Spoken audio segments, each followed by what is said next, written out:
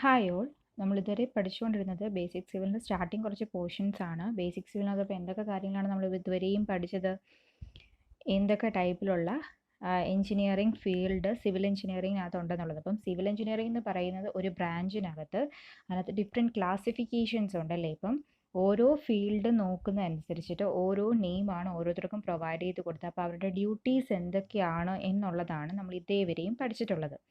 Okay, അപ്പം next പോകുന്നത് civil engineering amenities. എന്തൊക്കെ അമ്യൂണിറ്റീസ് ആണ് സിവിൽ എഞ്ചിനീയറിംഗ് പ്രൊവൈഡ് ചെയ്യുന്നത്? ഓക്കെ, അപ്പം എല്ലാ ഡിപ്പാർട്ട്മെൻറ്റ്സും അതിൻ്റേതായിട്ടുള്ള അമ്യൂണിറ്റീസ് പ്രൊവൈഡ് ചെയ്യുന്നുണ്ട്. ഇപ്പോൾ സിവിൽ എഞ്ചിനീയറിംഗ് എന്തൊക്കെ അമ്യൂണിറ്റീസ് ആണ് പ്രൊവൈഡ് ചെയ്യുന്നത് എന്നുള്ളതാണ് നോക്കുന്നത്.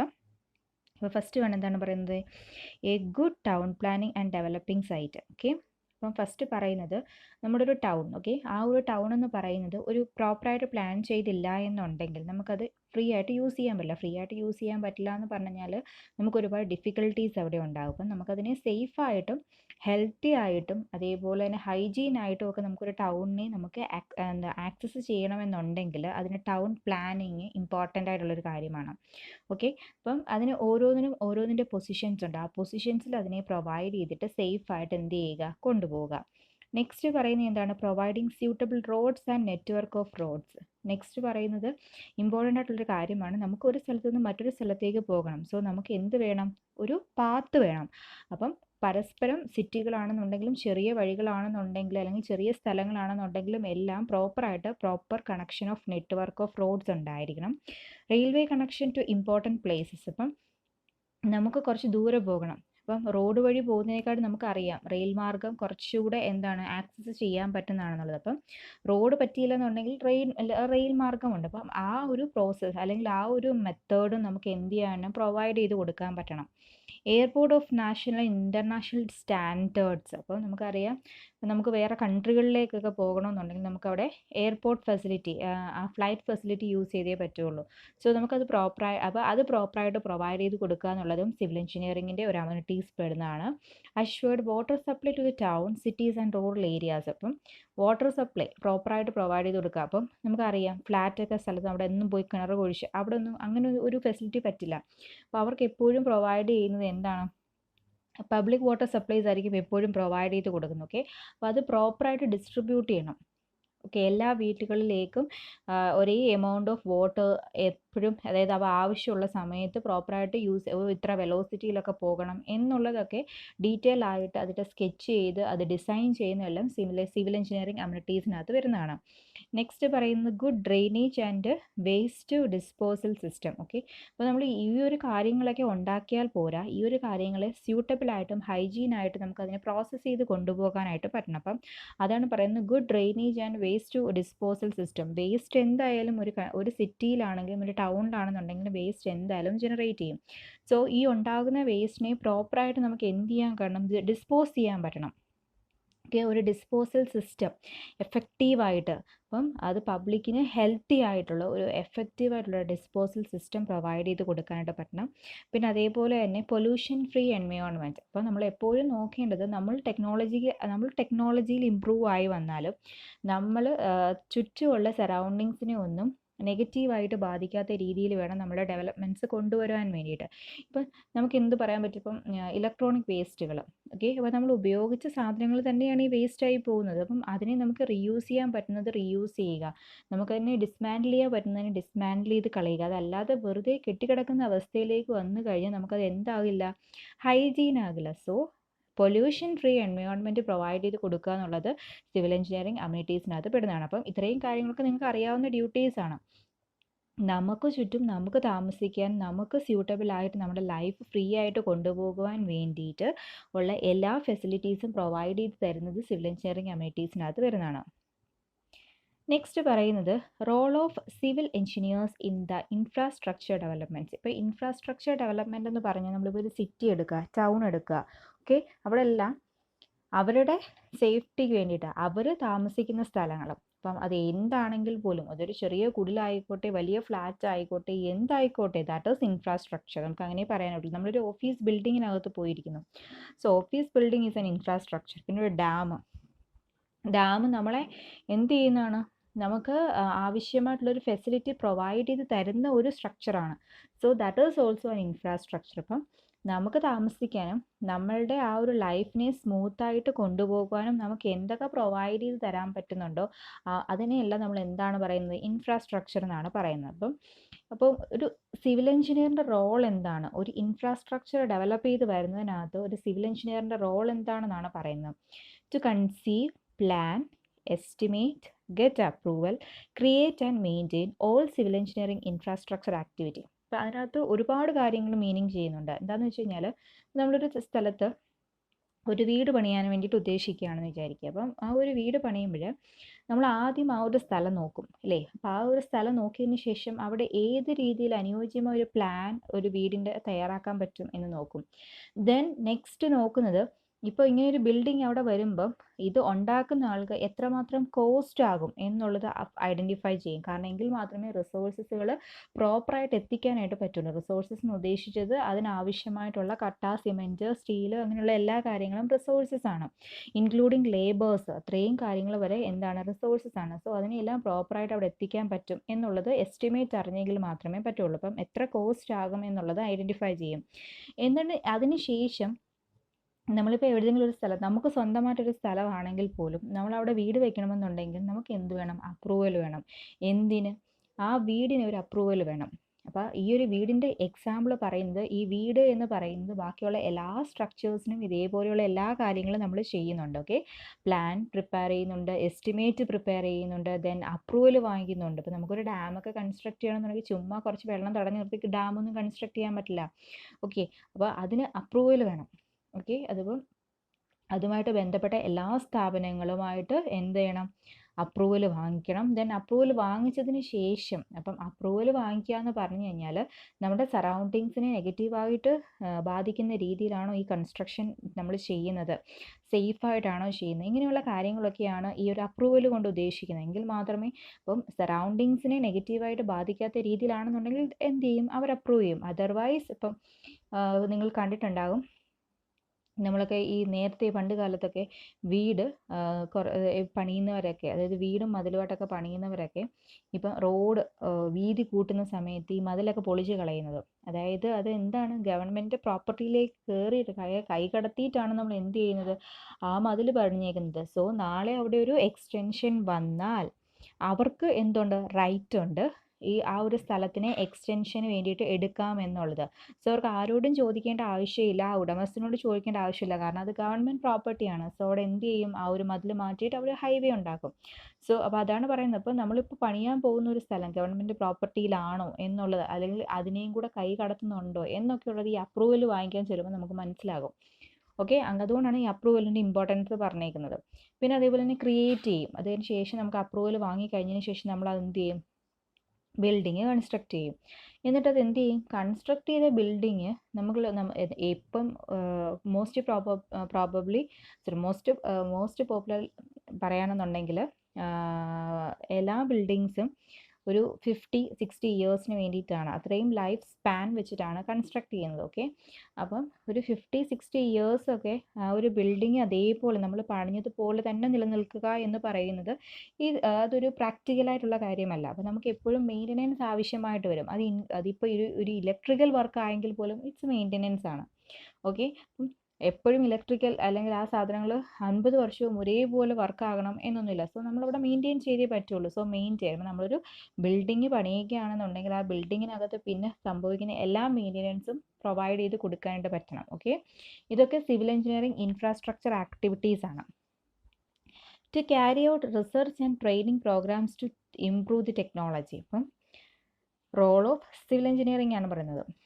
ഒരു ഇൻഫ്രാസ്ട്രക്ചർ ഡെവലപ്പ് ചെയ്യാൻ വേണ്ടിയിട്ട് ഒരു സിവിൽ എഞ്ചിനീയറിംഗ് ട്രാവൽ ചെയ്യുന്ന ഒരു പാത്താണ് conceive, plans, estimate, get approval, create and maintain എന്ന് പറയുന്ന ഒരു പാത്താണ്. സോ ഈ ഒരു പാത്തിനകത്തൂടെ ട്രാവൽ ചെയ്തെങ്കിൽ മാത്രമേ ഒരു ഇൻഫ്രാസ്ട്രക്ചർ ഡെവലപ്പ് ചെയ്ത് വരാനായിട്ട് പറ്റത്തുള്ളൂ. ഈ ഇൻഫ്രാസ്ട്രക്ചർ ഡെവലപ്പ് ചെയ്യുക എന്ന് പറഞ്ഞു കഴിഞ്ഞാൽ നമുക്കറിയാം, ഇപ്പോൾ ഒരുപാട് ടെക്നോളജീസ് വരുന്നുണ്ട്. സിവിൽ എഞ്ചിനീയറിംഗിലാണെന്നുണ്ടെങ്കിലും ഒരുപാട് എല്ലാ ഫീൽഡിലും ഒരുപാട് ടെക്നോളജീസ് വരുന്നുണ്ട്. അതേപോലെ തന്നെ സിവിൽ എഞ്ചിനീയറിംഗ് ഫീൽഡിലും ഒരുപാട് ടെക്നോളജീസ് വരുന്നുണ്ട്. സിമെൻറ്റിന് പകരം ഉപയോഗിക്കാൻ പറ്റുന്ന വേറെ മെറ്റീരിയൽസ് കണ്ടുപിടിക്കുക, അതേ സ്ട്രെങ്ത് കൊടുക്കുന്ന രീതിയിൽ നമുക്കൊരു സ്ട്രക്ചറിനെ ഉണ്ടാക്കിയെടുക്കാൻ പറ്റുക, ഇതൊക്കെ ഒരു ഇമ്പ്രൂവ്മെൻ്റ് ആണ്. സോ സോ ഈ ഇമ്പ്രൂവ്മെൻറ്റ്സ് നമ്മൾ കണ്ടുപിടിച്ചുകൊണ്ടേയിരിക്കണം. അല്ലെങ്കിൽ നമ്മളെപ്പോഴും പുതിയ മെത്തേഡുമായിട്ട് അല്ലെങ്കിൽ പുതിയ മെത്തേഡിലേക്ക് പൊയ്ക്കൊണ്ടേയിരിക്കണം. പഴയ മെത്തേഡ് എക്സാമ്പിൾ ഇപ്പോൾ നമ്മൾ പറയുകയാണെന്നുണ്ടെങ്കിൽ പണ്ട് കാലത്ത് നമ്മൾ പണിഞ്ഞിട്ടുള്ളത് ഓല മേഞ്ഞിട്ടുള്ള വീടുകളായിരുന്നു അല്ലേ. പക്ഷെ ഇപ്പോൾ നമ്മൾ അതാണോ യൂസ് ചെയ്യുന്നത്? അല്ല. നമ്മുടെ ചുറ്റുപാടും എന്തൊക്കെ നെഗറ്റീവ്സ് വരാൻ പറ്റും ഓല മേഞ്ഞ ഒരു വീട് വെച്ചാൽ എന്ന് നമുക്കിപ്പോൾ അറിയാം അല്ലേ. ഇപ്പോൾ ഒരു വെള്ളപ്പൊക്കം വരിക അല്ലെങ്കിൽ കാറ്റടിക്കുക, അപ്പോൾ ഇതിനെ ഒന്നും താങ്ങാനായിട്ട് ആർക്ക് പറ്റില്ല? ഒരു ഓല മേഞ്ഞ വീടിന് പറ്റില്ല. സോ അവിടുന്ന് എന്ത് ചെയ്തു? ടെക്നോളജി മാറി. അപ്പോൾ സിമെൻറ്റ്, അതേപോലെ തന്നെ സിമെൻറ്റും പിന്നെന്താണ് ഗ്രാവലും മണ്ണും എല്ലാം കൂടെ കൂട്ടിക്കുഴച്ച് നമുക്ക് കോൺക്രീറ്റ് ഉണ്ടാക്കാമെന്നൊന്നും, അതിനകത്തൊരു സ്റ്റീലും കൂടി ഇട്ട് കഴിഞ്ഞ് നമുക്ക് എന്താണ് RCC ഉണ്ടാക്കാം. RCC എന്ന് പറഞ്ഞു കഴിഞ്ഞാൽ ഒരു സ്റ്റീൽ നമുക്കറിയാം. നമ്മളിപ്പം എല്ലാ വീടിൻ്റെ ഫ്രണ്ടിൽ നമ്മൾ ഈ കോൺക്രീറ്റ് ഉണ്ടാക്കുന്ന കണ്ടിട്ടുണ്ട്. അതിനകത്ത് മെയിനായിട്ടുള്ളത് സിമെൻ്റ് ഉണ്ട്, സാൻഡ് ഉണ്ട്, അതേപോലെ തന്നെ ഗ്രാവലുണ്ട്. അപ്പം ഇത് വെച്ച് അതിൻ്റെ കൂടെ നമ്മൾ സ്റ്റീൽ കമ്പി കൂടെ യൂസ് ചെയ്യുകയാണെന്നുണ്ടെങ്കിൽ നമ്മൾ അതിനെ RCC എന്നാണ് പറയുന്നത്. ക്ലിയർ ആയോ? സോ RCC കൊണ്ടുവന്ന് കഴിഞ്ഞാൽ കുറച്ചുകൂടെ സ്ട്രെങ്ത് ആയിട്ടുള്ളൊരു സ്ട്രക്ചർ കൺസ്ട്രക്ട് ചെയ്യാം എന്നുള്ള പറയുന്നതെല്ലാം ഒരു ഡെവലപ്മെൻറ്റ്സ് ആണ്. പണ്ട് രീതിയിൽ നിന്നതുപോലെ തന്നെ നമ്മൾ പോയിരുന്നുണ്ടെങ്കിൽ നമുക്ക് എന്ത് ചെയ്യാൻ പറ്റില്ല? അഡ്വേഴ്സ് എഫക്റ്റിനെ നമുക്ക് എന്ത് ചെയ്യാൻ പറ്റില്ല? റെസിസ്റ്റ് ചെയ്യാനായിട്ട് പറ്റത്തില്ലായിരുന്നു. സോ അഡ്വേഴ്സ് ആയിട്ട് വരുന്ന എഫക്റ്റിനെ റെസിസ്റ്റ് ചെയ്യത്തക്ക രീതിയിൽ നമ്മൾ ഇമ്പ്രൂവ്ഡ് ആയി വന്നു. ഓക്കെ, ഒരു എക്സാമ്പിൾ പറയുകയാണെന്നുണ്ടെങ്കിൽ Mullaperiyar dam. Okay, Mullaperiyar dam ഉണ്ടാക്കിയിരിക്കുന്ന ആ ഒരു മെറ്റീരിയൽ എന്ന് പറയുന്നത് അത് നമ്മൾ സാധാരണ യൂസ് ചെയ്യുന്ന മെറ്റീരിയലിനെക്കാട്ടിലും കുറച്ചുകൂടെ സ്ട്രെങ്ത് പ്രൊവൈഡ് ചെയ്യുന്ന മെറ്റീരിയൽ, സുർക്കി മെറ്റീരിയൽ എന്നാണ് അതിനെ പറയുന്ന പേര്. സോ അത് അപ്പോൾ അത്രയും റിസർച്ച് നടത്തിയിട്ടാണ് ഒരാൾ അവിടെ പ്രൊവൈഡ് ചെയ്തുകൊണ്ടിരിക്കുന്നത്. അതുകൊണ്ടാണ് അത് പൊട്ടും എന്ന് പറഞ്ഞിട്ട് പോലും അത് എന്താണ് അത്ര പെട്ടെന്ന് പൊട്ടില്ല എന്നുള്ള ഒരു രീതിയിലേക്ക് നമ്മൾക്ക് ഒരു കൺക്ലൂഷനകത്തേക്ക് നമുക്ക് വരാനായിട്ട് പറ്റുന്നത്. ഓക്കെ, അപ്പോൾ നമ്മൾ ടെക്നോളജി പരമായിട്ടും ഇംപ്രൂവ്ഡ് ആയിരിക്കണം. നെക്സ്റ്റ് പറയുന്നത് എന്താണ്? Relevance of civil engineering. Okay, എന്താണ് റെലവൻസ്? ഒരു സിവിൽ എഞ്ചിനീയറിംഗ് സ്ട്രീം അല്ലെങ്കിൽ ഒരു സിവിൽ എഞ്ചിനീയർ വന്നു. ഓക്കെ, അത് എന്താണ് അയാളുടെ റെലവൻസ് അല്ലെങ്കിൽ ആ ഒരു സ്ട്രീമിൻ്റെ റെലവൻസ്? അതാണ് പറയുന്നത്. To carry out the valuation of land and building. Okay, ഒരു സിവിൽ എഞ്ചിനീയർ നിൽക്കുകയാണെന്നുണ്ടെങ്കിൽ ആൾക്കിപ്പോൾ ഒരു 10-25 വർഷം ആയിട്ടുള്ളൊരു വീടാണെന്ന് വിചാരിക്കുക. ഞാനെപ്പോഴും വീടിനെ പറ്റിയിട്ടാണ് എക്സാമ്പിൾ പറയുന്നത്. കാരണം വലിയ വലിയ സ്ട്രക്ചർ എടുത്ത് വെച്ച് പറഞ്ഞ് നിങ്ങൾക്ക് അത്രയും അത് ഉൾക്കൊള്ളാൻ പറ്റത്തില്ല. നമ്മുടെ ചുറ്റും കാണുന്ന ബിൽഡിങ്സുകളൊക്കെ ആണെന്നുണ്ടെങ്കിൽ നമുക്ക് കുറച്ച് ഐഡിയ ഉണ്ടാവും. അതുകൊണ്ടാണ് ഞാൻ എപ്പോഴും അത് വെച്ചിട്ട് പറയുന്നത്. ഈ വീട് മാത്രമല്ല, എല്ലാം ഉണ്ട് സിവിൽ എഞ്ചിനീയറിംഗ്. വീടാണെങ്കിൽ റോഡായിക്കോട്ടെ, എയർപോർട്ട് ആയിക്കോട്ടെ, റെയിൽവേ ആയിക്കോട്ടെ, അതേപോലെ തന്നെ ഒരു വാട്ടർ ടാങ്ക്, കോൺക്രീറ്റിൻ്റെ വാട്ടർ ടാങ്ക് ആയിക്കോട്ടെ, ഡാം ആയിക്കോട്ടെ, പിന്നെന്താണ് ഈ വേസ്റ്റ് ഡിസ്പോസൽ സിസ്റ്റം ആയിക്കോട്ടെ, ഇതിനെല്ലാം ഈ ഒരു റിലവൻസ് ഉണ്ട്. ഓക്കെ, അപ്പം valuation of land and building, നമ്മളിപ്പോൾ ഏതെങ്കിലും ഒരു സ്ട്രക്ചർ അവിടെ കൊണ്ട് നിർത്തുകയാണ്. അപ്പോൾ ആ സ്ട്രക്ചറിൻ്റെ വാല്യുവേഷൻ, ഓക്കെ, അതിൻ്റെ എക്സാമ്പിൾ പറയുകയാണെന്നുണ്ടെങ്കിൽ നമ്മുടെ വീട് ഇപ്പോൾ ഞാൻ പറഞ്ഞു ഒരു 50-60 വർഷത്തിന് വേണ്ടിയിട്ടുള്ള ലൈഫ് സ്പാനിലാണ് നമ്മൾ ബിൽഡിങ് കൺസ്ട്രക്ട് ചെയ്യുന്നത്. അപ്പോൾ നമ്മളൊരാൾ ബിൽഡിങ് കൺസ്ട്രക്ട് ചെയ്തിട്ട് 10-25 വർഷം കഴിയുമ്പം ബിൽഡിങ്സിനകത്ത് ഏകദേശം അവിടെ ഇവിടെയായിട്ട് ചില പൊട്ടി പാളിച്ചകൾ ഉണ്ടാകും. സോ അപ്പം ഒരാൾ വന്നിട്ട് ഇപ്പം ഇതിന് എത്ര വിലയാണ്, ഓക്കെ, ഇപ്പം ഈ ലാൻഡിൻ്റെ വില എത്രയാണ്, ഇപ്പം ഈ ഒരു ബിൽഡിങ്ങിൻ്റെ എത്ര വാല്യൂ വരും, ഇതൊക്കെ ഐഡൻറ്റിഫൈ ചെയ്യാൻ വേണ്ടിയിട്ട് പറ്റും. ആർക്കാണ്? ഒരു സിവിൽ എഞ്ചിനീയറിങ്ങിന്. ഒരു സിവിൽ എഞ്ചിനീയർ ആണെങ്കിലും അല്ലെങ്കിൽ സിവിൽ എഞ്ചിനീയറിങ്ങിൻ്റെ റെലവൻസ് അതാണ്. ഇപ്പം ഒരു 10 ഇപ്പോൾ നമ്മൾ പണിയുന്ന സമയത്തും അതങ്ങ് എക്സ്പ്ലോസീവ് ആകുന്ന സമയത്തും അല്ലാതെ അതിൻ്റെ ഇടയ്ക്കുള്ള ഏതൊരു ലൈഫ് സ്പാനിലും എന്തുമാത്രം വാല്യൂ ഇപ്പം ആ ഒരു ബിൽഡിങ്ങിനുണ്ട് എന്നുള്ളത് ഐഡൻറ്റിഫൈ ചെയ്യാനായിട്ട് നമുക്ക് പറ്റും. നെക്സ്റ്റ് പറയുന്നത് to carry out planning and supervising a project. അപ്പം അതൊരു റെലവൻസ് ആണ്. നമ്മൾ ഒരു സാധനം പ്ലാൻ ചെയ്യുന്നു, നമ്മളതിനെ സൂപ്പർവൈസ് ചെയ്യുന്നു. ഓക്കെ, അതെന്ന് പറയുന്നതും ഒരു റെലവൻസ് ഓഫ് സിവിൽ എഞ്ചിനീയറിംഗ് ആണ്. നെക്സ്റ്റ് പറയുന്നത് to prepare estimate, rate analysis and tender with specification and condition of contract for the project. അപ്പോൾ അടുത്ത് പറയുന്നത് റെലവൻസ് ഓഫ് സിവിൽ എഞ്ചിനീയറിംഗ് എന്ന് പറയുന്നത് എസ്റ്റിമേറ്റ് പ്രിപ്പയർ ചെയ്യുന്നു. എസ്റ്റിമേറ്റ് എന്ന് പറയുന്നത് അതിൻ്റെ എത്ര വാല്യൂ ആകും, ആ ഒരു ബിൽഡിങ് പണിയാൻ വേണ്ടിയിട്ട് എത്ര വാല്യൂ ആകും, ഓരോ മെറ്റീരിയലിൻ്റെയും റേറ്റ്. ഓക്കെ, അത് എക്സാമ്പിൾ പറയാന്നുണ്ടെങ്കിൽ ഒരു ബിൽഡിംഗ് നമ്മൾ കൺസ്ട്രക്ട് ചെയ്യുന്നു. ഓക്കെ, അപ്പോൾ അതിനകത്ത് നമ്മൾ ഇത്ര സ്ക്വയർ ഫീറ്റിലാണ് ഒരു ബിൽഡിംഗ് കൺസ്ട്രക്ട് ചെയ്യുന്നത്. അപ്പോൾ ഇത്ര കട്ടയൊക്കെ വെച്ചിട്ടാണ് കൊടുക്കുന്നത്. നമ്മളിപ്പോൾ ഒരു ഉടമസ്ഥൻ പോയിട്ട് ഓരോ ദിവസം ഒരു 10 കട്ട വെച്ച് എടുത്തുകൊണ്ട് വരാൻ പറ്റുമോ? പറ്റത്തില്ല. ഒരു കട്ട എത്ര രൂപയാണെന്നും അതേപോലത്തെ എത്ര കട്ട ഉപയോഗിച്ചെങ്കിൽ മാത്രം നമ്മുടെ ഈ ഒരു കൺസ്ട്രക്ഷൻ കംപ്ലീറ്റ് ആക്കാം എന്നും ഉള്ളത് ഫസ്റ്റ് എന്ത് ചെയ്യും, ഐഡൻറ്റിഫൈ ചെയ്യും. എന്നിട്ടാണ് ആ ഉടമസ്ഥനോട് പറയുന്നത് നമുക്ക് ഇത്രയും മെറ്റീരിയൽസ് വേണം, അത് കട്ടയായിക്കോട്ടെ വേറെ ഏത് മെറ്റീരിയൽസ് ആയിക്കോട്ടെ അത്രയും വേണം എന്ന് അയാളോട് പറയുന്നത്, അയാൾ മേടിക്കുന്നത്.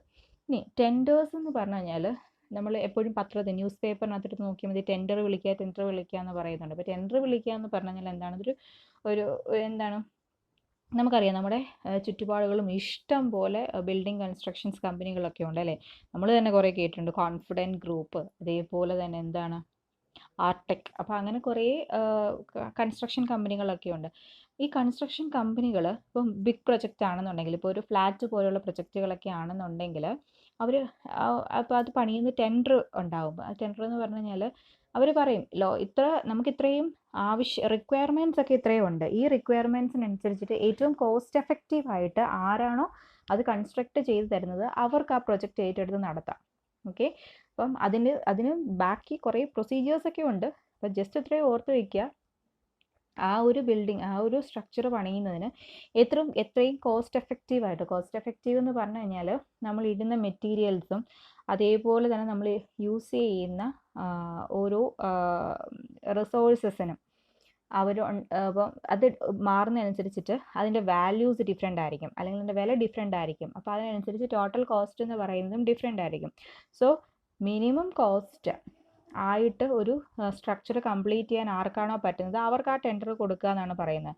അപ്പോൾ മിനിമം കോസ്റ്റ് എന്ന് പറഞ്ഞു കഴിഞ്ഞാൽ അതെന്തായിരിക്കണം, എഫക്റ്റീവ് ആയിരിക്കണം. എഫക്റ്റീവ് എന്ന് പറഞ്ഞു കഴിഞ്ഞാൽ അതെന്താണ്, മാക്സിമം ലൈഫ് സ്പാനൊക്കെ ഉണ്ടായിരിക്കണം. അല്ലാതെ പെട്ടെന്ന് പൊട്ടിപ്പൊളിഞ്ഞ് പോകുന്ന രീതിയിൽ ചെയ്യുന്ന രീതിയിൽ കോസ്റ്റ് എഫക്റ്റീവ് ആണെന്നല്ല ഉദ്ദേശിച്ചത്. കോസ്റ്റ് എഫക്റ്റീവ് എന്ന് പറഞ്ഞു കഴിഞ്ഞാൽ ഒരു 50 രൂപയുടെ ഡിഫറൻസ് ആണെങ്കിൽ പോലും അതൊരു ഡിഫറൻസ് ആണ്. ഓക്കെ, ആ രീതിയിൽ പണിഞ്ഞു കൊടുക്കാൻ അങ്ങനെ വിളിക്കുന്നതാണ് ടെൻഡർ എന്ന് ഉദ്ദേശിക്കുന്നത്. നെക്സ്റ്റ് പറയുന്നത് to maintain and protect the environment. Okay, നമുക്ക് ചുറ്റുമുള്ള എൻവയോൺമെൻറ്റിനെ നമുക്ക് മെയിൻറ്റെയിൻ ചെയ്യാനും പറ്റണം, അത് പ്രൊട്ടക്റ്റ് ചെയ്യാനും പറ്റണം. ഓക്കെ, നെക്സ്റ്റ് പറയുന്നത് to recommend the use of local materials and labours. അത് ഒരു ഇമ്പോർട്ടൻ്റ് ആണ്. നമുക്ക് ചുറ്റുമുള്ള ലോക്കൽ മെറ്റീരിയൽസും ലേബേഴ്സും, അതായത് നമുക്ക് ചുറ്റും തന്നെ എഫക്റ്റീവായിട്ടുള്ള മെറ്റീരിയൽസ് ഉണ്ട്. സോ നമ്മളതിനെ കണ്ടുപിടിക്കണം. ഓക്കെ, അപ്പോൾ ആ ഒരു മെറ്റീരിയൽസ് യൂസ് ചെയ്യുക. അതല്ലാതെ നമുക്ക് ഒന്നും കിട്ടാത്ത സ്ഥലത്ത് നിന്ന് പോയി മെറ്റീരിയൽസിനെ കളക്ട് ചെയ്ത് കൊണ്ടുവന്ന് അങ്ങനെ പണിയുന്നവരുണ്ട് കേട്ടോ, ഇല്ല എന്നല്ല. പക്ഷേ നമുക്ക് ചുറ്റുമുള്ള മെറ്റീരിയൽസിനെ നമുക്ക് യൂസ് ചെയ്യുക. നെക്സ്റ്റ് പറയുന്നത് to design the structure using modern methods. അത് ഇമ്പോർട്ടൻ്റ് ആണ്. മോഡേൺ മെത്തേഡ്സ് ഉപയോഗിച്ചിട്ട് എന്ത് ചെയ്യുക, സ്ട്രക്ചേഴ്സ് പണിയുക.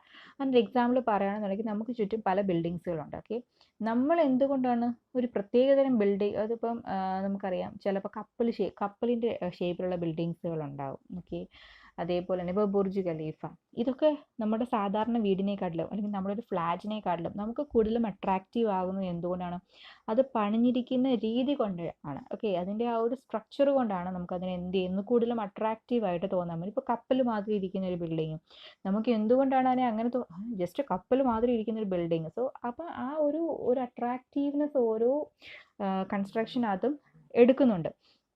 അതെന്ത് ചെയ്യുന്നു, നമ്മൾ റിസർച്ച് ചെയ്ത് കണ്ടുപിടിക്കുന്നതാണ് ഇങ്ങനൊരു ബിൽഡിങ് പണിയാം. ഓക്കെ, ചരിഞ്ഞ ഗോപുരം. ഓക്കെ, അങ്ങനെ ഒരു സാധനം കേട്ടിട്ടുണ്ടാവുമല്ലോ എല്ലാവരും. സോ അപ്പോൾ അത് ചരിഞ്ഞാണ് ഇരിക്കുന്നത്, പക്ഷെ അത് വീഴുന്നില്ല, അതിൻ്റെ സ്ട്രെങ്ത്തിനൊന്നും ഒരു കുഴപ്പവും പറ്റുന്നില്ല. അപ്പോൾ അതിനെ അങ്ങനെ തന്നെയാണ് അത് പണിഞ്ഞു നിർത്തിയിരിക്കുന്നത്. സോ നമ്മളെപ്പോഴും മോഡേൺ മെത്തേഡ്സ് ഉപയോഗിച്ച് നമ്മൾ ഡിസൈൻ ചെയ്യുകയും കൺസ്ട്രക്ട് ചെയ്യുകയും ചെയ്യുമ്പോൾ കൂടുതലും അട്രാക്റ്റീവ് ആയിരിക്കും. നെക്സ്റ്റ് പറയുന്നതും അതിൻ്റെ കണ്ടിന്യൂവേഷൻ തന്നെയാണ്. To adopt such construction method which would result in the lowest practical cost of building. Okay, നമ്മൾ ഏതൊരു ടൈപ്പ് കൺസ്ട്രക്ഷൻ യൂസ് ചെയ്ത് കഴിഞ്ഞാലും നമുക്കത് ഒരു ലോവസ്റ്റ് പ്രാക്ടിക്കൽ കോസ്റ്റിലേക്കാണ് നമുക്ക് നോക്കേണ്ടത്. എക്കണോമിക്കൽ ആയിരിക്കണം. ചുമ്മാതെ ഒരു സ്ട്രക്ചർ പണിഞ്ഞ് ചുമ്മാതെ വെച്ചു എന്ന് പറഞ്ഞിട്ട് എന്തെങ്കിലും കാര്യമുണ്ടോ? ഇല്ല, അതെപ്പോഴും മിനിമം കോസ്റ്റിലായിരിക്കണം നമ്മളത് കൺസ്ട്രക്ട് ചെയ്യാനായിട്ട് നിൽക്കേണ്ടത്. To design the project such a way that grant maximum advantage at the optimum cost by using the scientific and engineering principle. നമുക്കറിയാവുന്ന എല്ലാ പ്രിൻസിപ്പിൾസും നമ്മൾ പഠിച്ച സിവിൽ എഞ്ചിനീയറിങ്ങിനകത്ത് എല്ലാ പ്രിൻസിപ്പിൾസും എല്ലാ ടെക്നിക്സും യൂസ് ചെയ്ത് ഒരു സ്ട്രക്ചറിനെ പണിയുകയും വേണം. അത് കോസ്റ്റ് എഫക്റ്റീവ് ആയിരിക്കുകയും വേണം, എന്നാൽ എഫക്റ്റീവുമായിരിക്കണം, അല്ലെങ്കിൽ എഫിഷ്യൻസി മാക്സിമം എഫിഷ്യൻസി പ്രൊവൈഡ് ചെയ്യുന്നതുമായിരിക്കണം. To implement management technique for major item of a project so as to reduce the cost without seriously affect utility of the project. അപ്പം അത് പറയുന്നത് എന്താണെന്ന് വെച്ച് കഴിഞ്ഞാൽ ഇതെല്ലാം ഓരോ സിവിൽ എഞ്ചിനീയറിൻ്റെ റോള് തന്നെയാണ് കേട്ടോ. നമ്മൾ ഓരോ സ്റ്റേജിലും ഓരോ മെറ്റീരിയൽസിനും എത്ര കോസ്റ്റ് ആകും എന്നുള്ളൊരു ഐഡിയ ഉണ്ടായിരിക്കണം. എങ്കിൽ മാത്രമേ നമുക്കൊരു അറ്റ് ലാസ്റ്റ് വരെ നമുക്കൊരു സൂപ്പർബായിട്ട് അല്ലെങ്കിൽ ഒരു മാക്സിമം എഫക്റ്റീവായിട്ടൊരു സ്ട്രക്ചറിനെ കംപ്ലീറ്റ് ചെയ്യാനായിട്ട് പറ്റില്ല. പ്രൊജക്റ്റ് മാനേജ്മെൻറ്റ് അത് നമുക്ക് പല ടെക്നിക്സുകളുണ്ട്. പ്രൊജക്റ്റ് മാനേജ് ചെയ്യാൻ പല ടെക്നിക്സുകളുണ്ട്. പക്ഷേ നന്നായിട്ട് പ്രൊജക്റ്റ് മാനേജ് ചെയ്യാൻ പറ്റുന്നെങ്കിൽ മാത്രമേ നമുക്ക് ഒരു നഷ്ടവും ഇല്ലാതെ നമുക്ക് എന്ത് ചെയ്യാനായിട്ട് പറ്റത്തുള്ളൂ, ഒരു ബിൽഡിംഗ് കംപ്ലീറ്റ് ചെയ്യാനോ അല്ലെങ്കിൽ ഏതൊരു സ്ട്രക്ചറിലും കംപ്ലീറ്റ് ചെയ്യാനായിട്ട് പറ്റത്തുള്ളൂ. To carry out the soil investigation important ആണ്. നമ്മൾ എവിടെയെങ്കിലും ഒരു സ്ട്രക്ചർ കൺസ്ട്രക്ട് ചെയ്യാൻ പോകുന്നു, അതെല്ലാം പണിയുന്നത് സോയിലാണ്. അപ്പോൾ സോയിലിന് സ്ട്രെങ്ത് ഇല്ലാന്നുണ്ടെങ്കിൽ ഒരു ബിൽഡിംഗ് പണിഞ്ഞിട്ട് കാര്യമുണ്ടോ? സോ സോയിലിൻ്റെ സ്ട്രെങ്ത് ഒരു എഫക്റ്റീവായിട്ട് നോക്കേണ്ട കാര്യമാണ്. അപ്പോൾ നമുക്കറിയാം ചെളി പിടിച്ച സ്ഥലവുമുണ്ട്, അത്യാവശ്യം നല്ല റഫായിട്ടുള്ള സ്ഥലങ്ങളുമുണ്ട്. അപ്പോൾ നമുക്ക് ഒരു ഡൗട്ടും ഇല്ലാതെ നമുക്ക് ഏതൊരു ബിൽഡിങ്ങിനെയും കൊണ്ടുവന്ന് ഒരു അത്യാവശ്യം റഫായിട്ടുള്ളൊരു സ്ഥലത്ത് കൊണ്ട് പണിയാം. അതേ സമയത്ത് ചെളി പിടിച്ച സ്ഥലത്ത് കൊണ്ടുപോയി താഴേക്ക് എന്ത് ചെയ്യും, താഴേക്ക് ഇരുത്തി പോകും ബിൽഡിങ്. അപ്പോൾ നമുക്ക് അവിടെ എന്തെങ്കിലും പുതിയ ടെക്നിക്സുകൾ യൂസ് ചെയ്ത് ആ സോയിലിൻ്റെ സ്ട്രെങ്ത് കൂട്ടിയിട്ട് വേണം നമ്മളവിടെ ഏതൊരു സ്ട്രക്ചർ ആണെങ്കിലും പണിയാൻ വേണ്ടിയിട്ട്. സോ സോയിൽ ഇൻവെസ്റ്റിഗേഷൻ നോക്കണം. കാരണം എൻറ്റയർ സ്ട്രക്ചർ എന്ന് പറയുന്നത് ഈ സോയിലിൻ്റെ മുകളിലാണ് നിൽക്കുന്നത്. അപ്പോൾ സോയിൽ എവിടെയെങ്കിലും ഫെയിലായി പോയി കഴിഞ്ഞാൽ സ്ട്രക്ചർ എന്തായി പോകും, ഫെയിലായി പോകും. ഇനിയും നെക്സ്റ്റ് പറയുന്നത് impact of infrastructure development of A country result in. Impact of infrastructure development of A country എന്തൊക്കെ കാര്യത്തിനകത്താണ് നമുക്ക് ഫലം തരുന്നത്.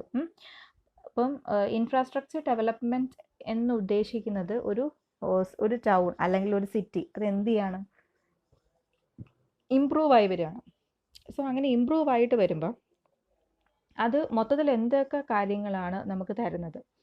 Provide protection from drought, flood etcetera. വെള്ളപ്പൊക്കത്തിന് അതൊന്നും നമുക്ക് കുറേയേറെ രക്ഷപ്പെടാൻ പറ്റും. അതേപോലെ വരൾച്ച. Improvement in irrigation facility leads to the food production. Irrigation facility എന്ന് പറയുന്ന ഒരു സാധനത്തിനെ ഇംപ്ലിമെൻറ്റ് ചെയ്ത് കഴിഞ്ഞാൽ ഫുഡ് പ്രൊഡക്ഷൻ കൂടും. Better sewage system ensure safe and scientific waste disposal. അപ്പം ഒരു സീവേജ് സിസ്റ്റം നമ്മൾ ഡിസൈൻ ചെയ്ത് കൊടുക്കുകയാണെന്നുണ്ടെങ്കിൽ നമുക്ക് സേഫായിട്ട് വേസ്റ്റ് ഡിസ്പോസ് ചെയ്യാനുള്ള ഒരു മെത്തേഡ് കിട്ടും. ഇംപ്രൂവ് എഡ്യൂക്കേഷൻ ഫെസിലിറ്റി ഇംപ്രൂവ് ചെയ്യാൻ പറ്റും. Improvement in transportation and communication system. Generation of electricity from natural resources leads to the improving living status. വെള്ളത്തിൽ നിന്നൊക്കെ വൈദ്യുതി ഉൽപ്പാദിപ്പിക്കുന്ന മെത്തേഡ്സുകളുടെ ഇംപ്രൂവ്മെൻറ്റ് കാരണം നമുക്ക് നമ്മുടെ ലിവിങ് സ്റ്റാറ്റസ് ഇംപ്രൂവ് ചെയ്യാനായിട്ട് പറ്റും. നെക്സ്റ്റ് വരുന്നത് safe domestic and industrial waste water supply. അപ്പം ഇൻഡസ്ട്രീസ് ആണെങ്കിലും ഡൊമസ്റ്റിക് ആണെങ്കിലും സേഫായിട്ട് നല്ല പ്യുവർ ആയിട്ടുള്ള വാട്ടർ സപ്ലൈ നമുക്ക് കൊടുക്കാനായിട്ട് പറ്റും. Healthy and comfortable housing facility, increase the food production, increase employment which leads to the growth of country. Next വരുന്നത് improved wealth, prosperity, next standard of living. അപ്പം ഇതെന്ന് പറയുന്നത് നമുക്ക് ഇത്രയും കാര്യങ്ങളൊക്കെ ഇമ്പ്രൂവ് ചെയ്യുന്നത് കാരണം നമ്മുടെ വെൽത്തും അതേപോലെ തന്നെ നമ്മുടെ ലിവിങ് സ്റ്റാറ്റസും ഒക്കെ എന്ത് ചെയ്യും, ഇമ്പ്രൂവ് ആകും. Controls air pollution, noise pollution and land pollution, overall growth of nation. അപ്പം ഇത്രയും കാര്യങ്ങൾ നമ്മുടെ ചുറ്റുമുള്ള ഓരോ ഫെസിലിറ്റീസ് ഇമ്പ്രൂവ് ആയി കഴിഞ്ഞാൽ ടോട്ടലി നമ്മുടെ നേഷൻ എന്തായി പോവും, ഇമ്പ്രൂവ്ഡ് ആവും. അപ്പം അതിന് എന്തൊക്കെ സ്റ്റെപ്പ്, അപ്പം ഒരു ഇൻഫ്രാസ്ട്രക്ചർ ഡെവലപ്പ് ചെയ്താൽ, ഇൻഫ്രാസ്ട്രക്ചർ എന്ന് പറഞ്ഞാൽ ഞാൻ പറഞ്ഞല്ലോ അതൊരു വേസ്റ്റ് മാനേജ്മെൻറ്റ് സിസ്റ്റം ആകാം, ഇറിഗേഷൻ സിസ്റ്റം ആകാം, ഒരു ഡാം ആകാം, അല്ലെങ്കിൽ ഒരു ബിൽഡിംഗ് ആകാം, എന്തോ ആയിക്കോട്ടെ, അതെല്ലാം ഇൻഫ്രാസ്ട്രക്ചറാണ്. അപ്പോൾ അതൊക്കെ ഒരു ഡെവലപ്മെൻ്റ് ആയി വന്നു കഴിഞ്ഞാൽ അതെല്ലാം നമ്മുടെ ബാക്കി കൺട്രിയിൽ എങ്ങനെ ഇമ്പാക്റ്റ് ചെയ്യും എന്നുള്ളതാണ് പറയുന്നത്. ക്ലിയർ ആയോ? നെക്സ്റ്റ് പറയുന്നത് ടൈപ്പ് ഓഫ് ബിൽഡിങ്സ് ആണ്. Introduction two types of building as per NBC. National building rule വെച്ചിട്ട് ഏതൊക്കെ ടൈപ്പിലുള്ള ബിൽഡിങ്സ് ആണ് ഉള്ളതെന്നുള്ളത്. അപ്പം നമുക്ക് ബിൽഡിംഗ് എന്താണെന്ന് ഫസ്റ്റ് നോക്കാം. ബിൽഡിംഗ് എന്ന് പറയുന്നത് ഒരു സ്ട്രക്ചറാണ്. Is design for providing shelter. ആൾക്കാർക്ക് താമസിക്കാൻ വേണ്ടിയിട്ടാണ് നമ്മൾ ബിൽഡിംഗ് പ്രൊവൈഡ് ചെയ്ത് കൊടുക്കുന്നത്. അതെന്ന് പറയുന്നത് it is enclosed by walls, floor and roof. അപ്പം അതിനെന്തുണ്ടാണ്? വോളുണ്ട്, ഫ്ലോർ ഉണ്ട്, റൂഫ് ഉണ്ട്. ഓക്കെ, അതൊരു കംപ്ലീറ്റ്ലി അടച്ചു പൂട്ടിയ ഒരു സ്ഥലമാണ് ബിൽഡിംഗ് എന്ന് പറയുന്നത്. അതൊരു എൻക്ലോസ്ഡ് സ്പേസ് ആണ്. ഓക്കെ, അപ്പം ഈ ഒരു ബിൽഡിങ് നമുക്ക് ചുറ്റും നോക്കുമ്പോൾ ഇതെല്ലാം ഒരേ കാറ്റഗറിയിൽ പെടുന്നതാണ്. പക്ഷെ സ്കൂള് അതൊരു പ്രത്യേക കാറ്റഗറിയാണ്. താമസിക്കാൻ ഉപയോഗിക്കുന്നത് പ്രത്യേക കാറ്റഗറിയാണ്. അതേപോലെ തന്നെ ഓഫീസ് ബിൽഡിങ്, ബാങ്ക്, ഓഡിറ്റോറിയം, ഇതെല്ലാം ഒറ്റ നോട്ടത്തിൽ ബിൽഡിംഗ് ആണെന്ന് പറയാനായിട്ട് പറ്റും. പക്ഷേ ഇതിനെല്ലാം അതിൻ്റെ പർപ്പസ് അനുസരിച്ചിട്ട് അതിനെ പല രീതിയിലും ക്ലാസിഫൈ ചെയ്തിട്ടുണ്ട്. ക്ലിയർ ആയോ? ഓക്കെ, അത് ഇങ്ങനെ ഡിഫറെൻറ്റ് ക്ലാസിഫൈ ചെയ്ത് കൊടുത്തിട്ടുള്ളത് നാഷണൽ ബിൽഡിംഗ് കോഡാണ്. ഓക്കെ, NBC ആണ്. അപ്പോൾ NBC പറയുന്നുണ്ടെന്ന് വെച്ച് കഴിഞ്ഞാൽ a national instrument providing guideline for regulating the building construction activity across the country. നമ്മുടെ കൺട്രിയിൽ ഓക്കെ, ഈ നാഷണൽ ബിൽഡിംഗ് കോഡ്സ് എന്ന് പറയുന്നത് ഇന്ത്യയിൽ ഒന്നാണെങ്കിൽ മറ്റുള്ളൊരു കൺട്രിയിൽ വേറെ ഒന്നായിരിക്കും. ഓക്കെ, ഓരോ കൺട്രിയിലും ഡിഫറെൻ്റ് ആയിരിക്കും. അവരുടെ ഓരോ പ്രൊസീജിയേഴ്സ് എന്ന് ഉദ്ദേശിക്കുന്നത് അതിനകത്ത് ഇൻക്ലൂഡ് ചെയ്തിരിക്കുന്ന ഈ കോഡ്, അതൊരു കോഡാണ്, ഒരു ബുക്ക് പോലെ ഇരിക്കുന്ന ഒരു കോഡാണ്. ആ കോഡിനകത്ത് ഇൻക്ലൂഡ് ചെയ്തിരിക്കുന്ന കണ്ടന്റ് നമ്മുടെ കൺട്രിക്ക് അനുസരിച്ചിട്ടാണ് നമ്മൾ ഡെവലപ്പ് ചെയ്തിരിക്കുന്നത്. മറ്റൊരു കൺട്രിയിൽ പോകുമ്പോൾ അവിടുത്തെ ഫെസിലിറ്റീസും അവിടെ കിട്ടുന്ന മെറ്റീരിയൽസും ഒക്കെ ഉപയോഗിച്ചിട്ടായിരിക്കും അത് ഡിസൈൻ ചെയ്തിരിക്കുന്നത്. ഓക്കെ, നമുക്ക് കിട്ടുന്ന നമുക്ക് നമ്മുടെ ചുറ്റുപാടുമുള്ള മെറ്റീരിയൽസൊക്കെ വെച്ചിട്ടാണ് നമ്മൾ ഡിസൈൻ ചെയ്തിരിക്കുന്നത് നമ്മുടെ കോഡ്. ഓക്കെ, അപ്പോൾ ഈ ഒരു ബിൽഡിംഗ് കോഡിനെ ബേസ് ചെയ്തിട്ടാണ് ഓരോ സ്ഥലത്തും എങ്ങനെയാണ് ഓരോ ബിൽഡിങ്ങും എന്താണെന്നുള്ളത് ഐഡൻറ്റിഫൈ ചെയ്യാൻ പറ്റുന്നത്. Adopt all the agencies involve in construction like public work department, other government and private construction agency. National building code എന്ന് പറയുന്നത് ഇമ്പോർട്ടൻ്റ് ആണ്. ഏതൊരു സ്ട്രക്ചറും ഏതൊരു ബിൽഡിങ്ങും, ഓക്കെ, ബിൽഡിംഗ് ആണ് ഉദ്ദേശിക്കുന്നത്, നമ്മൾ ബിൽഡിങ്ങിനെ പറ്റിയിട്ടാണ് പറയുന്നത്. സോ ബിൽഡിംഗ് എന്ന് ഉദ്ദേശിക്കുന്നത് നാഷണൽ ബിൽഡിംഗ് കോഡ് ഉപയോഗിച്ചിട്ട് മാത്രമേ നമുക്ക് ഡിസൈൻ ചെയ്യാനായിട്ട് പറ്റത്തുള്ളൂ. അതിനകത്ത് പറഞ്ഞിരിക്കുന്ന റിക്വയർമെൻറ്റ്സ്, ഇപ്പം നമ്മളൊരു വീട് പണിയുന്ന സമയത്ത് നമുക്കൊരു റൂമുണ്ട്. ആ റൂമിൻ്റെ സൈസ് ചുമ്മാ നമുക്ക് റൂമിൻ്റെ സൈസ് കൊടുക്കാൻ പറ്റത്തില്ല. കൂടാനും പറ്റില്ല, കുറയാനും പാടില്ല. പക്ഷേ ഒരാൾക്ക് താമസിക്കാൻ വേണ്ടിയിട്ട് എത്ര വേണം എന്നുള്ളത് ആ കോഡിനകത്ത് സ്പെസിഫൈ ചെയ്യുന്നുണ്ട്. അതേപോലെ തന്നെ ഒരു ബിൽഡിങ്ങിൻ്റെ ഹൈറ്റ്, നമ്മുടെ ഫ്ലോർ മുതൽ റൂഫ് വരെയുള്ള ഹൈറ്റ്. ഓക്കെ, അപ്പോൾ അത് 3 മീറ്റർ ആണ് അതിനകത്ത് പറഞ്ഞിരിക്കുന്നത്. സോ 3 മീറ്റർ വേണം. ഓക്കെ, അതിൽ കൂടാനും പാടില്ല, കുറയാനും പാടില്ല. ഇത് ഡിപ്പെൻസ്, അത് ചില ബിൽഡിങ്ങിന് അത് മാറ്റി കൊടുക്കാറുണ്ട് ആ റൂൾസ് ആൻഡ് റെഗുലേഷൻസ്.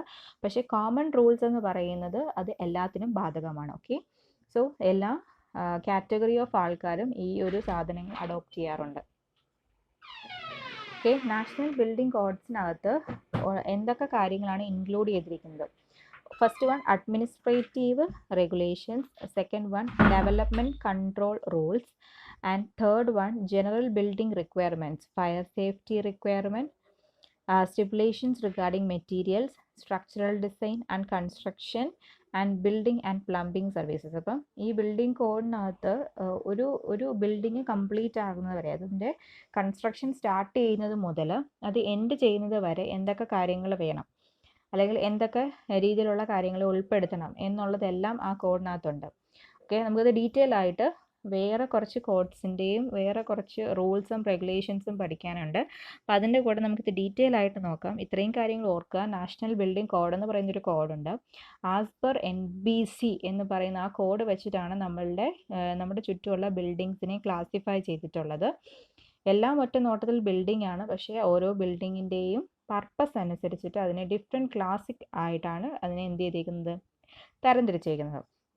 അതിനെ സഹായിക്കുന്ന കോഡാണ് NBC എന്ന് പറയുന്നത്. ആ NBCക്കകത്ത് ഒരു ബിൽഡിങ് സ്റ്റാർട്ട് ചെയ്യുന്നത് മുതൽ തറക്കല്ലിടുന്നത് മുതൽ, അല്ലെങ്കിൽ നമുക്ക് അങ്ങനെ പറയാം, തറക്കല്ലിട്ട് നമുക്ക് എന്ത് ചെയ്യും, നമ്മുടെ വീട് കയറി താമസിക്കുന്നത് വരെയുള്ള കാര്യങ്ങളെയെല്ലാം അതിനകത്ത് ചിട്ടപ്പെടുത്തി വെച്ചിട്ടുണ്ട്. ഓരോ സ്റ്റെപ്പിലും എന്തൊക്കെ കാര്യങ്ങളാണ് ചെയ്യേണ്ടത് എന്നുള്ളത്. അതാണ് പറയുന്നത്. അതിൻ്റെ സേഫ്റ്റി, ഫയർ സേഫ്റ്റി, അതേപോലെ തന്നെ design, plumbing systems including plumbing system വരെ അതിനകത്ത് എന്ത് ചെയ്തിട്ടുണ്ട്, രേഖപ്പെടുത്തി വെച്ചിട്ടുണ്ട്. ഓക്കെ, ഇനിയും നമ്മൾ NBC എന്ന് പറയുന്ന കോഡ് ഈ ബിൽഡിങ്ങിനെ ക്ലാസിഫൈ ചെയ്തിട്ടുണ്ടെന്ന് പറയുന്നുണ്ട്. എന്തിനെയൊക്കെ ബേസ് ചെയ്തിട്ടാണ് NBC ക്ലാസിഫൈ ചെയ്തിരിക്കുന്നത്? First occupancy, next one fire assistance capacity, third one height of the building, then mode of load transfer, next one type of material used for the construction. അപ്പം NBC എന്ന് പറയുന്ന കോഡിനകത്ത് different classification ഉണ്ട്. നമ്മുടെ ബിൽഡിങ്ങിനെ പല രീതിയിൽ classify ചെയ്യാം. First one ആണ് occupancy. അതായത് ഒക്യുപ്പൻസി എന്ന് പറഞ്ഞാൽ നമുക്ക് അതിനകത്ത് താമസിക്കുന്നതിനകത്ത് അല്ലെങ്കിൽ അതിനകത്ത് ആളുകൾ എന്തിനാണ് ഒക്യുപ്പൈ ചെയ്യുന്നത്, എന്ത് പർപ്പസിനാണ് ഒക്യുപ്പൈ ചെയ്യുന്നത്, അതിനെ ബേസ് ചെയ്ത് ക്ലാസിഫൈ ചെയ്തിട്ടുണ്ട്. രണ്ടാമത്തെ ഫയർ റെസിസ്റ്റൻസ് കപ്പാസിറ്റി. ഓരോ ബിൽഡിങ്ങിൻ്റെയും ഫയർ റെസിസ്റ്റൻസ് കപ്പാസിറ്റി എന്താണോ അതിനനുസരിച്ചിട്ട് ക്ലാസിഫൈ ചെയ്തിട്ടുണ്ട്. Third one height of the building. നമ്മുടെ ഓരോ നമുക്കറിയാം ഫ്ലാറ്റിന് ഹൈറ്റ് കൂടുതലാണ്. സാധാരണ ഒരു ബിൽഡിങ്ങിൻ്റെ ഹൈറ്റ് ഒരു നില മാത്രമാണെന്നുണ്ടെങ്കിൽ അതിൻ്റെ ഹൈറ്റ് 2 നിലയാകുമ്പോൾ അതിൻ്റെ ഹൈറ്റ്. അപ്പം ഹൈറ്റ് കൂടുന്നതനുസരിച്ച് ഞാൻ ഡിഫറെൻ്റ് ആയിട്ട് ക്ലാസിഫൈ ചെയ്തിട്ടുണ്ട്. Mode of load transfer. ചില ബിൽഡിംഗ് കൂടുതൽ ലോഡ് ട്രാൻസ്ഫർ ചെയ്യും, ചില ബിൽഡിംഗ് കുറഞ്ഞ ലോഡ് ട്രാൻസ്ഫർ ചെയ്യും. ഫ്ലാറ്റ്സ് ഒക്കെ ആണെന്നുണ്ടെങ്കിൽ 13 നിലയും 14 നിലയൊക്കെ ഉണ്ടാകും. അപ്പോൾ അത് സോയിലിനകത്തേക്ക് കൊടുക്കുന്ന ലോഡെന്ന് പറയുന്നത് ഹെവി ലോഡാണ് നമ്മുടെ സാധാരണ ഒരു നിലയുള്ള വീടിനെ കമ്പയർ ചെയ്ത് നോക്കുമ്പോൾ. ഓക്കെ, അപ്പം ഈ ഒരു മോഡ് ഓഫ് ലോഡ് ട്രാൻസ്ഫറിങ് അനുസരിച്ചിട്ട് ക്ലാസിഫൈ ചെയ്തിട്ടുണ്ട്. Type of material used four construction. ചിലയിടത്ത് ചുടുകട്ടയായിരിക്കും ഉപയോഗിക്കുന്നത്, ചിലയിടത്ത് ഹോളോ ബ്രിക്സ് ആയിരിക്കും യൂസ് ചെയ്യുന്നത്. അപ്പോൾ നമ്മൾ യൂസ് ചെയ്യുന്ന മെറ്റീരിയലിൻ്റെ ടൈപ്പ് അനുസരിച്ചിട്ട് ക്ലാസിഫൈ ചെയ്തിട്ടുണ്ട്. അപ്പോൾ നമുക്ക് ഇതിനകത്ത് പഠിക്കാനായിട്ടുള്ളത്, നമ്മുടെ സിലബസിനകത്ത് പഠിക്കാനായിട്ടുള്ളത് ഒക്യുപ്പൻസിയെ ബേസ് ചെയ്തിട്ട് എങ്ങനെയാണ് നാഷണൽ ബിൽഡിംഗ് കോഡ് ക്ലാസിഫൈ ചെയ്തിരിക്കുന്നത്. നാഷണൽ ബിൽഡിംഗ് കോഡ് ഒക്യുപ്പൻസി അനുസരിച്ചിട്ട് ബിൽഡിങ്ങിനെ എങ്ങനെയൊക്കെയാണ് ക്ലാസിഫൈ ചെയ്തിരിക്കുന്നതെന്നാണ് നോക്കാനായിട്ടുള്ളത്. ഓക്കെ, അപ്പോൾ ഒക്യുപ്പൻസിയെ ബേസ് ചെയ്തിട്ട് ക്ലാസിഫൈ ചെയ്തിരിക്കുന്നത് നോക്കിയാൽ മതി. Group A, group B, group C, group D, group E, group F, group G, group H, group I, ഇങ്ങനെ ഐ വരെ ക്ലാസിഫൈ ചെയ്തിട്ടുണ്ട്. Group A residential building. Okay, group B educational building. Okay, residential building എന്ന് പറയുന്നത് നമ്മൾ താമസിക്കുന്നത്. Okay, group B educational building, അതായത് സ്കൂളാകാം college ആകാം അങ്ങനെയുള്ള എല്ലാം. Group C institutional buildings. Okay, group D assembly building, group E business building, group F മെർക്കാറ്റൈൽ building, group G industrial building, group H storage building, group I hazardous building. അപ്പം ഇങ്ങനെ I വരെയുള്ള ക്ലാസിഫിക്കേഷനാണ് occupancy. അതായത് ഇതിനകത്ത് ആളുകൾ occupy ചെയ്യുന്നത് എന്തിൻ്റെ പർപ്പസിലാണ്, എന്തിനെ base ചെയ്തിട്ടാണ്. ഓക്കെ, അതാണ് ഈ ഒക്യുപ്പൻസി, ബേസ്ഡ് ഓൺ ഒക്യുപ്പൻസി എന്ന് പറയുന്നത് പറഞ്ഞിരിക്കുന്നത്. അപ്പം ഇതാണ് നമുക്ക് ഡീറ്റെയിൽ ആയിട്ട് പഠിക്കാനുള്ളത്. ഓരോന്നും റെസിഡൻഷ്യൽ ബിൽഡിങ് എന്തൊക്കെയുണ്ട്, ഇനി റെസിഡൻഷ്യൽ ബിൽഡിംഗ് ഗ്രൂപ്പ് എയുടെ കാറ്റഗറിയിൽ പെടുന്ന എന്തൊക്കെ റെസിഡൻഷ്യൽ ബിൽഡിംഗ് ഉണ്ട്. ഇനി ഓരോ റെസിഡൻഷ്യൽ ബിൽഡിങ്ങിനകത്തും താമസിക്കാൻ പറ്റുന്ന ആൾക്കാരുടെ എണ്ണം എത്രയാണ്. അതേപോലെ തന്നെ എഡ്യൂക്കേഷൻ ബിൽഡിങ് പലതായിട്ട് പിന്നെയും ക്ലാസിഫൈ ചെയ്തിട്ടുണ്ട്. അതെന്തിൻ്റെ ബേസിസിലാണ് ആ ക്ലാസിഫിക്കേഷൻ. ഇൻസ്റ്റിറ്റ്യൂഷൻ ബിൽഡിങ്ങും അങ്ങനെ തന്നെ. അപ്പോൾ ഈ ഓരോ ബിൽഡിങ്ങും ഐ വരെ പറഞ്ഞിരിക്കുന്ന ഈ ക്ലാസിഫിക്കേഷൻ, അത് വീണ്ടും സബ് ക്ലാസിഫിക്കേഷൻ ഉണ്ട്. ഈ ക്ലാസിഫിക്കേഷൻ അതിനകത്ത് ആൾക്കാരുടെ എണ്ണം അനുസരിച്ചിട്ടാണ് എന്ത് ചെയ്തിരിക്കുന്നത്, ക്ലാസിഫൈ ചെയ്തിരിക്കുന്നത്. ചിലതിനകത്ത് 50 ആയിരിക്കും, ചിലതിനകത്ത് 100 ആയിരിക്കും. സോ അതിനകത്ത് ഉൾക്കൊള്ളാൻ പറ്റുന്ന ആൾക്കാരുടെ എണ്ണം അനുസരിച്ചിട്ടാണ് ഇത് വീണ്ടും ക്ലാസിഫൈ ചെയ്തിരിക്കുന്നത്. ക്ലിയർ ആയോ പറഞ്ഞത്? സോ ഇതാണ് ഒക്യുപ്പൻസി അനുസരിച്ചിട്ടുള്ള ക്ലാസിഫിക്കേഷൻ. ഇതിനകത്ത് വീണ്ടും സബ് ക്ലാസിഫിക്കേഷൻ ഉണ്ട്. നമുക്കിത് ഡീറ്റെയിൽ ആയിട്ട് പഠിക്കണം. അപ്പോൾ നമുക്ക് നെക്സ്റ്റ് ക്ലാസ്സിൽ നോക്കാം. തൽക്കാലം ഇത്രയും പോർഷൻസ് നോക്കുക. Okay, thank you.